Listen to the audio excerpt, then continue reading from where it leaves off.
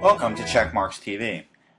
In this video, we will be presenting how an SQL injection can be performed on a website and how the Checkmarx code analysis tool can find or catch this vulnerability within the source code.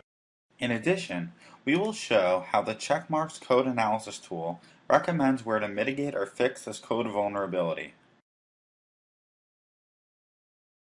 This is the website that finds authors of books. For example, if we are looking for a book called Harry Potter, we insert the name of the book and click on the search button. The name of the author comes up.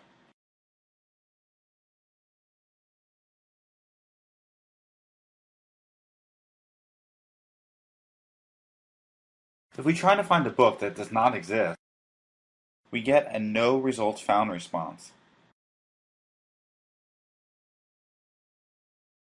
This application uses a simple table that holds lists of books and authors. In addition to the books and author table, there is another table that holds usernames and passwords. This username and passwords table is not meant to be used by the book search application. Through trial and error, an attacker might eventually understand what to input as a malicious SQL command and extract information from the username and password table. As mentioned, this information was not intended to be reachable by the book search application.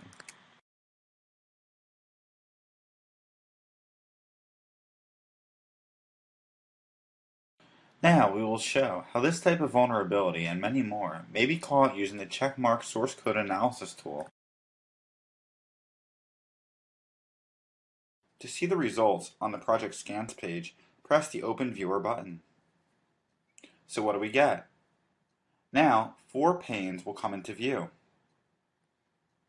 On the bottom left, we have a list of all the caught vulnerabilities categorized by severity. On the bottom right, we have a list of all vulnerabilities of the same type. On the top right, we have the attack vector of a specific vulnerability. And on the top left, we have the source code itself.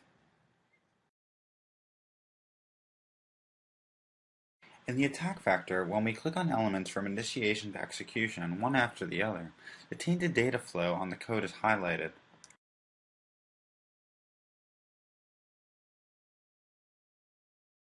Now, let's look at an example where Checkmarx found several places in the code where hackers can attack using SQL injection. Each one of these vulnerabilities shows a path that is open to SQL injection. If you are not sure what SQL injection is, you can click the question mark button.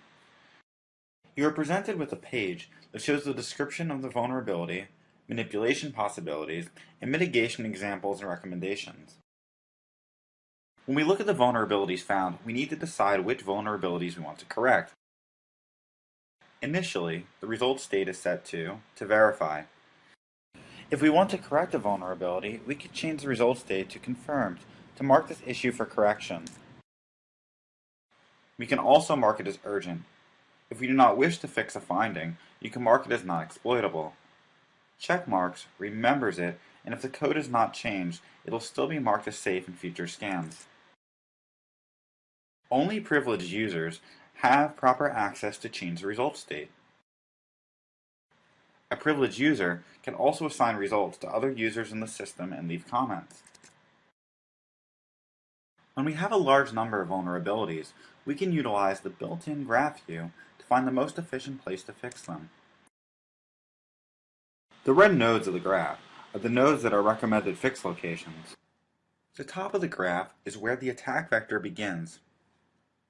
For example, by making one small code change here, the number of vulnerabilities has been reduced from 16 to 1.